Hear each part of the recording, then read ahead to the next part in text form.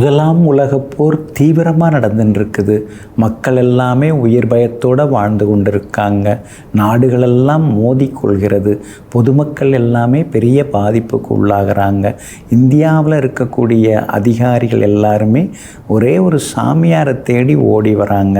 அவங்கள்ட்ட இந்த வாரம் என்ன நடக்கும், அடுத்த வாரம் என்ன நடக்கும், போர் நிலைமை எப்படி போகும், ஆட்சி நிலைமை எப்படி இருக்கும் அப்படின்னு கேட்டுட்டு போகிறாங்க. அதிகாரிகள் கேட்டுட்டு போகிறாங்க. அவங்க அந்த சாமியார் இந்த சித்தர் என்ன சொல்கிறாரோ அதெல்லாம் அப்படியே அடுத்த வாரத்தில் நடக்குது. அதெல்லாம் அப்படியே பேப்பரில் வருது. அதெல்லாம் படித்து பார்க்குறவங்க ரொம்ப ஆச்சரியப்படுறாங்க. இவருக்கு மட்டும் எப்படி முன்னாலே நடக்கிறதெல்லாம் தெரியுது, முன்கூட்டியே எல்லாத்தையும் சொல்ல வருது. இவர் சொன்னார்னா அந்த வாக்கு பொய்க்காமல் இருக்குதே, இவர் என்ன சொல்கிறாரோ அதெல்லாம் நடக்குதே, அப்போ இவர் தான் பெரிய சித்தர், இவர் தான் பெரிய ஞானி அப்படின்னு எல்லாருமே அவரை தூக்கி கொண்டாட ஆரம்பிக்கிறாங்க.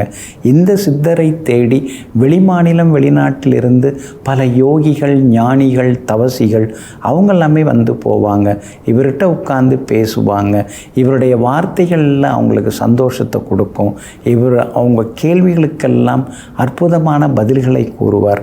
அப்படிப்பட்ட பெரிய சித்தராக இந்த மகான் இருந்திருக்காங்க. இந்த மகானுடைய பேர் ஸ்ரீ சபாபதி சுவாமிகள். இந்த மகான் பிறந்தது எங்கன்னா திண்டுக்கல்ல இவங்க பிறந்திருக்காங்க.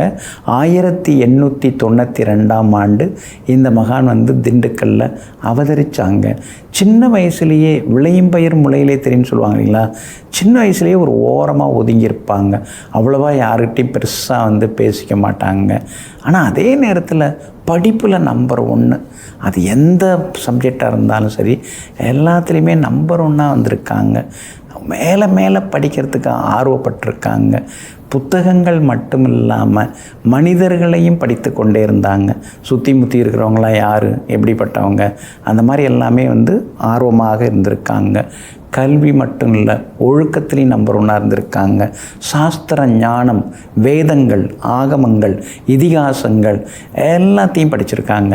எல்லா அறிவும் இவருக்கு அதிகப்படியாகவே இருந்தது. அதனால தான் இந்த மகான் இந்த ஸ்ரீ சபாபதி சுவாமிகளை தேடி உலகத்தில் இருக்கக்கூடிய முக்கியஸ்தர்கள்லாம் வந்தாங்க. அவங்க கேட்ட கேள்விக்கெல்லாம் நம்ம சமாதானமாக பதில் சொல்லி ஆகணும். அதே நேரத்தில் எல்லாத்துக்கும் அறிவுபூர்வமாக பதில் சொல்லி ஆகணும். அதை தான் சுவாமிகள் நிறைய பண்ணிட்டு இருந்தாங்க. அது மட்டும் இல்லாமல் இவங்களை தேடி யார் வந்தாலும் அவங்களுக்கு என்ன நடக்க போகுது, இந்த வாரம் என்ன நடந்தது, அடுத்த வாரம் நடக்க போகுது, அவங்க வாழ்க்கை ஸ்டைல் எப்படி இருக்கும், எப்படி போகும் அப்படிங்கிறதெல்லாம் தெள்ள தெளிவாக இந்த மகான் சொல்லிகிட்டே இருந்தாங்க. இந்த முன்னால் அப்படி யாராவது உட்கார்ந்தாங்கன்னா நின்னாங்கன்னா அவங்களுக்கு என்ன பிரச்சனை அப்படின்னு சொல்லுவாங்க. முகம் பார்த்து சொல்கிறதுன்னு சொல்லுவாங்க இல்லைங்களா, அந்த மாதிரி அமைப்புகள். இந்த மகான் பெண்களை சந்தித்ததே கிடையாது. பெண்கள் முடிந்த வரைக்கும் தவிர்த்தாங்க. யாருமே நேருக்கு நேராக பார்க்கக்கூடாது அப்படின்னு தவிர்த்தாங்க. யாருக்கும் நோயோடு வந்தாங்கன்னா அவங்களுக்கு மூலிகை மருந்தெல்லாம் அரைச்சி கொடுத்து அந்த மருந்து மூலமாக அவங்க நோயை குணப்படுத்தியிருக்காங்க. அதனாலே இவரை தேடி கூட்டம் கூட்டமாக வர ஆரம்பித்தாங்க.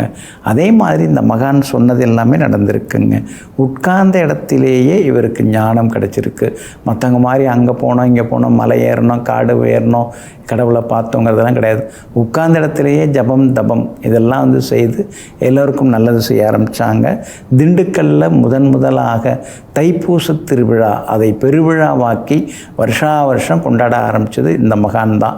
அந்த அப்போ ஆரம்பித்தது இன்றைக்கும் சிறப்பாக போயின்ட்டுருக்குதுங்க.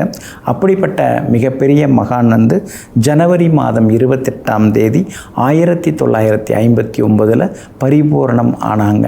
இந்த மகானுடைய ஜீவசமாதி எங்கே இருக்குது அப்படின்னு பார்த்தீங்கன்னா திண்டுக்கல்லேருந்து பழனி போகிற சாலையில் இந்த மகானுடைய ஜீவசமாதியை பார்க்கலாம். சபாபதி நினைவாலயத்தில் ஸ்ரீ சமாதியிலே இந்த மகானுடைய அமைப்பு அமைஞ்சிருக்குங்க. அதனால் உங்களுக்கு வருங்காலத்தை பற்றி தெரிஞ்சுக்கணும் அப்படின்னா இந்த மகானுடைய ஜீவசமாதி போங்க. நோய்கள்லேருந்து விலகிறது, கர்மாவிலேருந்து விலகி வெளியில் சந்தோஷமாக இருக்கணும்னா ஸ்ரீ சபாபதி சுவாமிகளுடைய ஜீவசமாதி சென்று வணங்குவோம், தியானிப்போம், அனைத்து வரங்களையும் பெறுவோம். நெஞ்சிற்கினியவர்களே, வியாழக்கிழமையாகிய இன்றைய நாள் யோகிகள், தவசிகள், மகான்கள், மகரிஷிகளின் நல்லாசியால் வெற்றி திருநாளாக உங்களுக்கு அமையட்டும்.